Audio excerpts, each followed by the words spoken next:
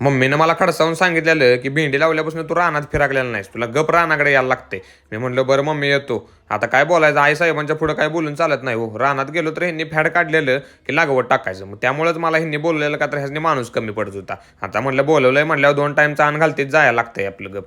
गेलो डायरेक्ट तरी भेंडीला अशी गोल लागवड घालायची होती आणि ही त्यांनी काही येड्याचंच काम काढलेलं. प्रत्येक रोपाला असं करायचं म्हणजे काय राव, खिस पडायचंच काम आहे की. म्हणलं करायला लागते, काय करायचं आता. मग तिथनं परत शिवराजन कुणाला आम्हाला बाहेर जायचं होतं. मग एक बँक ऑफ इंडियात काम होतं, ती करायला गेलो तर गर्दी बघा कसली खतरनाक आहे. एवढी गर्दी होती की काय बोलायचं कामच नाही. आता म्हटलं गर्दी आहे त्याला काय पर्याय नाही, करायला लागते. मग तिथनं परत आक्याच्या भावाचंच ओपनिंग आहे बघा ह्यांचं मेसचं, आणि ह्यो भाऊ बसला इथं गेम खेळत. तेवढ्यात आक्या भाऊ बघा आपला कसा हसत असला. कायम तुम्ही बघायला भावाच्या तोंडावर खुशीच असते.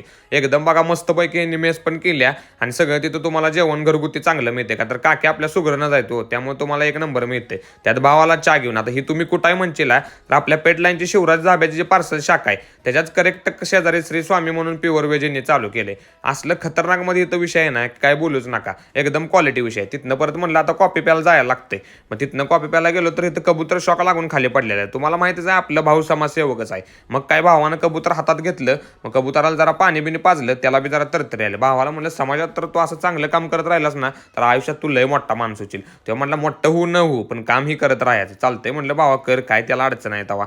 आम्ही आपलं कॉपी पिऊया म्हणलो तर इथं का बघा काका आमचं म्हणते ते काय कबूतर गोळा करतोस. काकांना म्हणलं तुम्ही तर करा कावा तर.